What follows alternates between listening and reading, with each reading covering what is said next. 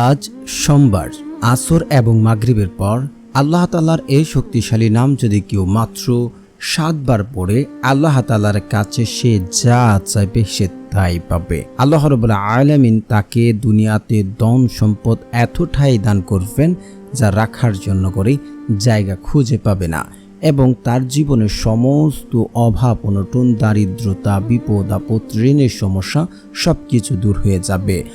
আজ আমলটি করবে, আজ রাতে তার ভাগ্য পরিবর্তন হবে। সে কল্পনাও করতে পারবে না আল্লাহ তাআলা তাকে এত টাকা পয়সা দান করছেন। এবং আজকের এই আমলটি বহু বছর ধরে বহুবার পরীক্ষিত একটি আমল, আজ পর্যন্ত কেউ ব্যর্থ হয়নি।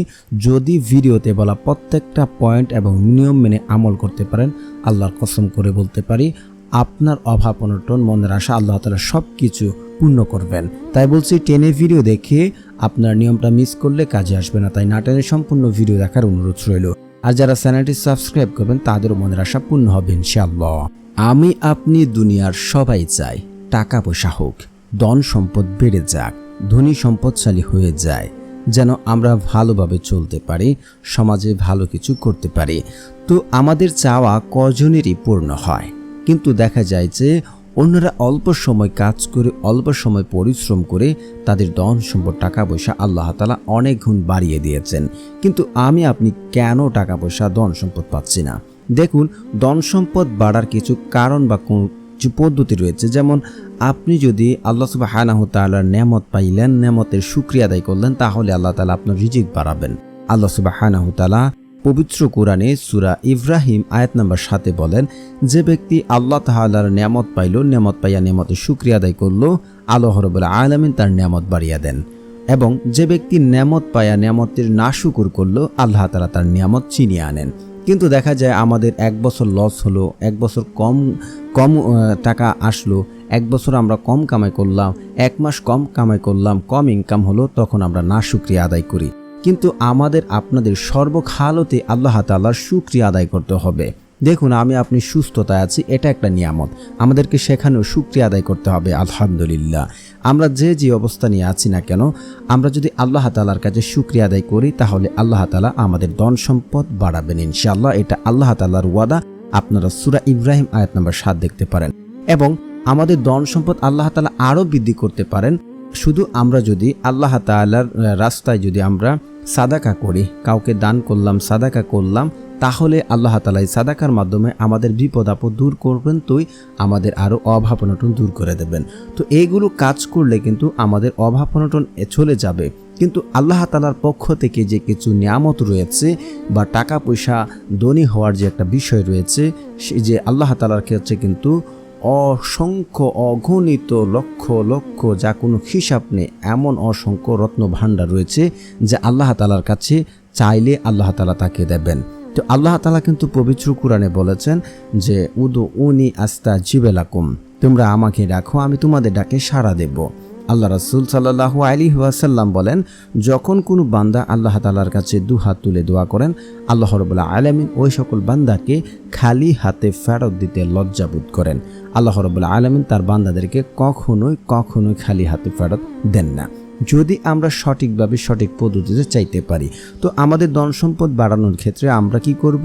আল্লাহ তাআলার নিয়ামতের শুকরিয়া আদায় করব এবং মানুষকে দান খায়রাত করব, এবং আমরা আল্লাহ তাআলার কাছে আমল করে দোয়া করে আল্লাহ তাআলার কাছে চাইব।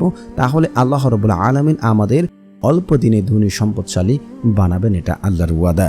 তো চাওয়ার ক্ষেত্রে আমাদের কিছু শর্ত এবং নিয়ম মেনে আমল করতে হবে। তা না মেনে যদি আপনি আমল করি, তাহলে কোনো কিছু কাজে আসবে না। আমরা কিন্তু চাওয়ার ক্ষেত্রে অনেকে একটি ভুল করে থাকি। আমরা চাওয়ার ক্ষেত্রে আল্লাহ তাআলার কাছে দুনিয়াই চাই, যে আল্লাহ তাআলা আমার টাকা লাগবে, সম্পদ লাগবে, ঘর বাড়ি লাগবে, আমার স্ত্রী লাগবে, আমার সন্তান লাগবে, এমন আমরা চাওয়া শুরু করি। কিন্তু আল্লাহ রাব্বুল আলামিন যদি আপনি আল্লাহ তাআলার কাছে এভাবে চাইতে থাকেন, আল্লাহ তাআলা আপনাকে দুনিয়া দেবেন। আল্লাহ তাআলা না করতে জানেন না, আপনাকে দুনিয়া দেবেন এবং আখেরাতের জন্য অবশিষ্ট কোনো কিছু রাখবেন না। এবং আপনার জন্য যা সীমাবদ্ধ করা হয়েছে আপনি তা থেকে একটু বেশিও পাবেন না। আর যদি আমরা বুদ্ধিমানের মতন চাইতে পারি, আল্লাহ তাআলার কাছে আখেরাত চাই, তাহলে আল্লাহ রাব্বুল আলামিন আমাদের তো আখেরাত দেবেনই, আমাদেরকে দুনিয়া আমাদের কাছে অপমানিত হয়ে আসবে। আমাদের জন্য যা নির্ধারণ করা ছিল তার থেকে আল্লাহ তাআলা আরও খুশি হয়ে বেশি দেবেন। তো আমাদেরকে বুদ্ধিমানের কাজ হবে আখেরাত চাওয়া। দুনিয়া তো আমাদের কাছে এমনিতে আসবে। যেটা আপনি যদি চান যে আমাকে একটি ব্যাংক দেন, ব্যাংকে যদি এখন 10 লক্ষ টাকা থাকে একটা মাটির ব্যাংকে, তাহলে কি এটা ভালো হলো না? একটা চাইলাম আমি 2টা পেলাম। আর যদি আপনি টাকা চান, আপনাকে 5,000 টাকা দিয়ে দিল কিন্তু ব্যাংক দিল না। তো আপনাকে বুদ্ধিমানের মতো চাইতে হবে, তাহলে আল্লাহ রাব্বুল আলামিন আমাদের দুনিয়া এবং আখিরাত উভয় জাহান আমাদের কল্যাণ করবেন। এখন কথা হচ্ছে, তাহলে আজকের এই আমলটি আমরা কিভাবে করব? দেখুন, অনেকেই বলে যে আমাদের দোয়া কবুল করা হয় না। দোয়া কেন কবুল হয় না, আমল করে কেন ফলাফল পাচ্ছে না, তা সব কিছু এখন আপনারা জানতে পারবেন। আগে আমরা জানবো আমলটি কিভাবে করব, তারপর আমরা জেনে নেব কোন কোন কারণে, কোন কোন পদ্ধতির কারণে আমাদের অধিকাংশ মানুষের দোয়া কবুল করা হচ্ছে না। তো প্রথমত আমরা আমল জানবো যে কিভাবে করব। তো সর্বপ্রথম আপনি আসর কিংবা মাগরিব যে কোনো টাইমে আমাদেরকে নামাজ পড়তে হবে। নামাজ না পড়লে কাজ হবে না, এটি পরে আসছি। তো আমাদেরকে উত্তম রূপে ভালো করে উজু করতে হবে, সবচাইতে ভালো করে উজু করতে হবে আমাকে আপনাকে। তারপরে হচ্ছে আমরা আসর কিংবা মাগরিব 2 ওয়াক্তের নামাজটা পড়ে নেব। নামাজ পড়ে আমরা মসজিদে অবস্থান করব। মসজিদে বসে বসে আমরা জিকির করব, সুবহানাল্লাহ সুবহানাল্লাহ সুবহানাল্লাহ, আলহামদুলিল্লাহ আলহামদুলিল্লাহ, লা ইলাহা ইল্লাল্লাহ লা ইলাহা ইল্লাল্লাহ। এই 3টি জিকির আমরা 100 বার করে পড়ব, যেন এই জিকিরগুলো পড়তে পড়তে মসজিদ থেকে যেন সবাই বাইর হয়ে যায়। বাইর হয়ে যাওয়ার পর আপনি ইস্তেগফার পড়ব, আস্তাগফিরুল্লাহ আস্তাগফিরুল্লাহ আস্তাগফিরুল্লাহ, এইভাবে পড়তে হবে। আপনি যদি পড়েন আস্তাগফিরুল্লাহ আস্তাগফিরুল্লাহ, তাহলে কাজে আসবে না। আর এই আস্তাগফিরুল্লাহ যদি আপনি পড়তে পারেন, তাহলে আপনার সংসারের অভাব অনটন, দারিদ্রতা, বিপদ আপদ সব কিছু আল্লাহ তাআলা দূর করে দেবেন। শুধু তাই নয়, আপনাকে মুস্তাজাবুদ দাওয়া বানিয়ে দেবেন এবং আপনাকে এমন সকল জায়গা থেকে, এমন সকল উৎস থেকে টাকা পয়সা রিজিক দান করবেন যা আপনি কোনোদিন কল্পনা করেননি, আপনি চিন্তাও করেননি। অবশ্যই আপনারা আজকে 100 বার ইস্তেগফার পড়বেন। তারপরে হচ্ছে আপনারা বসে বসে দুরূদ শরীফ পাঠ করবেন, কারণ রাসূল সাল্লাল্লাহু আলাইহি ওয়াসাল্লামের উপরে যদি আপনি একবার দুরূদ পাঠ করেন, আপনি 10টি গুনাহ ক্ষমা করা হবে এবং আপনার 10টা গুণ মর্যাদা বৃদ্ধি করে দেওয়া হবে। এবং আপনি যদি দোয়ার আগে দুরূদ না পড়েন, তাহলে আপনার দোয়া কবুল হবে না, সেটা আসমানে গিয়ে ঝুলন্ত অবস্থায় থাকবে। তাই আপনারা যারা দুরূদ পারেন না, আমার সাথে সাথে পড়তে পারেন, শুনলে হয়ে যাবে ইনশাআল্লাহ।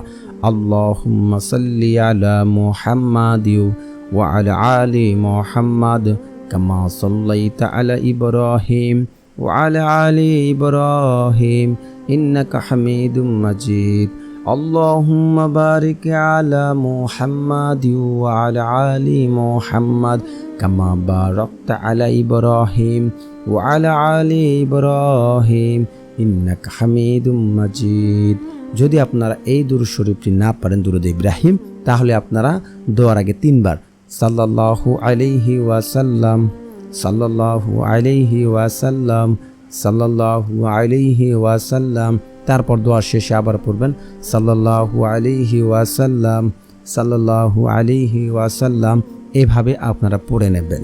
তারপরে হচ্ছে আপনার যদি ঋণ থাকে, পাহাড় সম পরিমাণ ঋণও যদি থাকে, আপনি যদি খাঁটি নিয়তে অন্তরটাকে সফট করে বিশ্বাস রেখে এই দোয়াটি পড়েন, আল্লাহুম্মা কফিনি বিহালালিকা ওয়ান হারামিকা ওয়া আগনিনি বিফাদলিকা আম্মান সিওয়াক। আমি আবার পড়ছি, আল্লাহুম্মা কফিনি বিহালালিকা ওয়ান হারামিকা ওয়া আগনিনি বিফাদলিকা আম্মান সিওয়াক।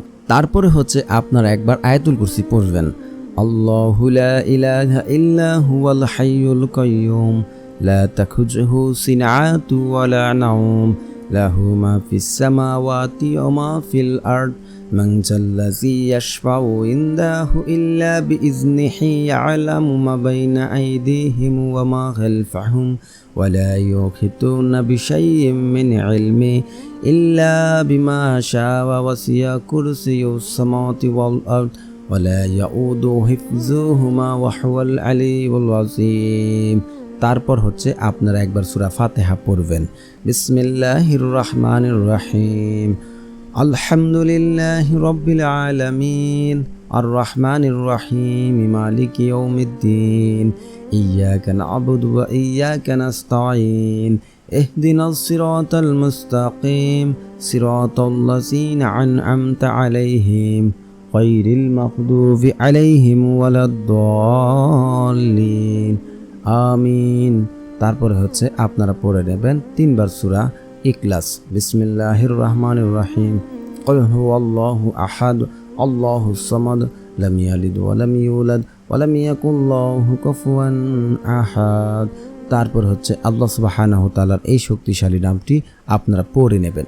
মসজিদটা যখন একদম স্তব্ধ নীরব হবে, অন্তরের অন্তঃস্থল থেকে হৃদয়টাকে সফট করে তারপর আপনারা আল্লাহ তাআলার কাছে দোয়া করবেন বিশ্বাস রেখে আল্লাহ তাআলার এই শক্তিশালী নামটি পড়ে। তো আল্লাহ তাআলার সেই শক্তিশালী নামটি হচ্ছে ইয়া আল্লাহু, ইয়া আল্লাহু, ইয়া আল্লাহু। এটাকে ইসমে আজম বলা হয়, আর ইসমে আজম পড়ে রাখলে আল্লাহ তাআলা সেটাকে সাড়া দেন। তারপর হৃদয়টা সফট করে অন্তঃস্থল থেকে 2 চোখের পানি ফেলে আল্লাহ তাআলার কাছে দোয়া করুন। আল্লাহর কসম করে বলছে আপনার দোয়া কবুল হবে যদি আপনার শর্ত ঠিক থাকে। শর্ত হচ্ছে 5 ওয়াক্ত নামাজ পড়তে হবে, পিতামাতার অবাধ্য হওয়া যাবে না, তারপর হচ্ছে হালাল খাবার খেতে হবে, আত্মীয় সম্পর্ক চিহ্নিত করার দোয়া করা যাবে না, এবং আপনাকে একই এবং বিশ্বাস রাখতে হবে আপনি আমল দ্বারা ফলাফল পাবেন, তাড়াহুড়া করা যাবে না। যদি এই শর্তগুলি এবং নিয়মগুলি ঠিক থাকে আপনার দোয়া কবুল হবে, 100% নিশ্চিত থাকতে পারেন। তো প্রিয় বন্ধুরা, যারা আমলটি করবেন অবশ্যই একটি লাইক এবং কমেন্টে সকলে আপনার মনের আশা লিখবেন, আর লিখবেন আমিন সুম্মা আমিন।